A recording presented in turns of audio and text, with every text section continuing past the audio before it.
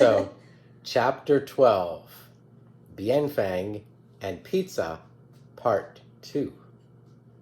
Part 1 was in Chapter 11. Oh. Okay.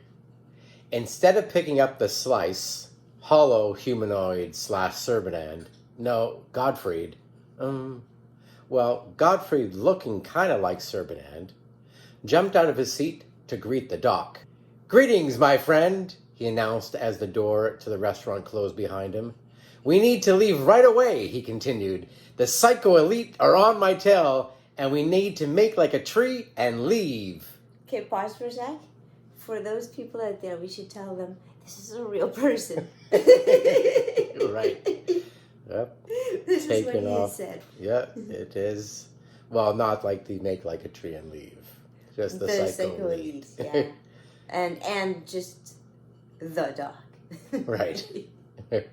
Yep. Funny. You'll see more things.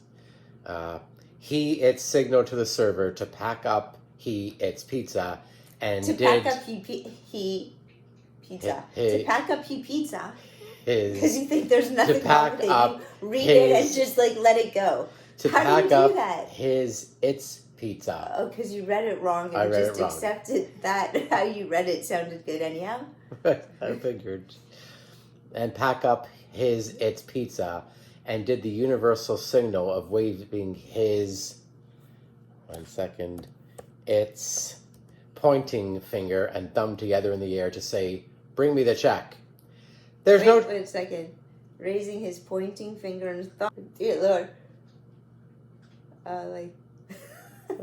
Got it. There's no time for that, the doc continued. "We are not playing Inky Dinky Schnitzel House. We need to leave now." That's your voice for the doc. It's my voice for the doc. I think you can do so much better at impersonations than that. I've seen you actually.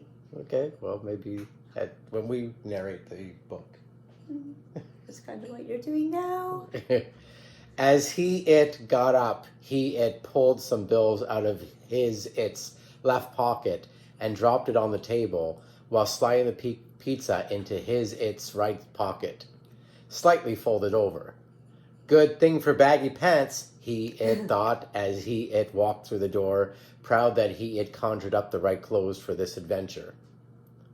Author's note. Wow, that was a lot of its. Probably not going to do that too much. Scene change with a surprise. Laura, do you have a response?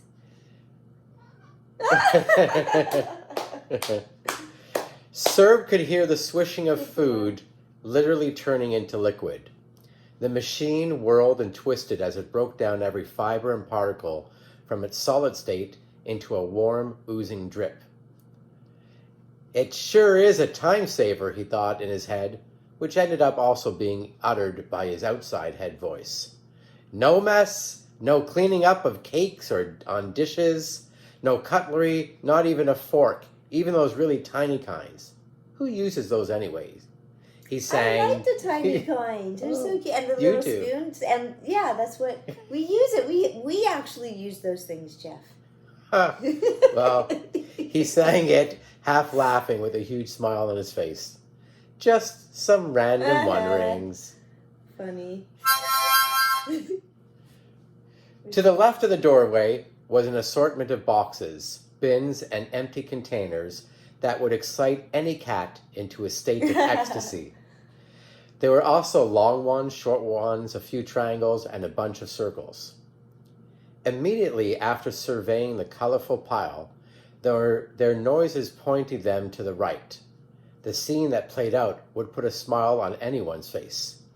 There were 6 pigs. Well, 2 grown-ups and 4 piglets. Scanning the mud pit, only their snouts, ears, and eyes were visible. Since those are part of their head, we could also just say their heads were visible. What was striking is they all had huge smiles on their faces. Smiles between snorts of glee. As the group walked over to the fence surrounding the mud pit, the pigs were now in dance mode. mud being kicked up from their hooves and shaken off their bodies.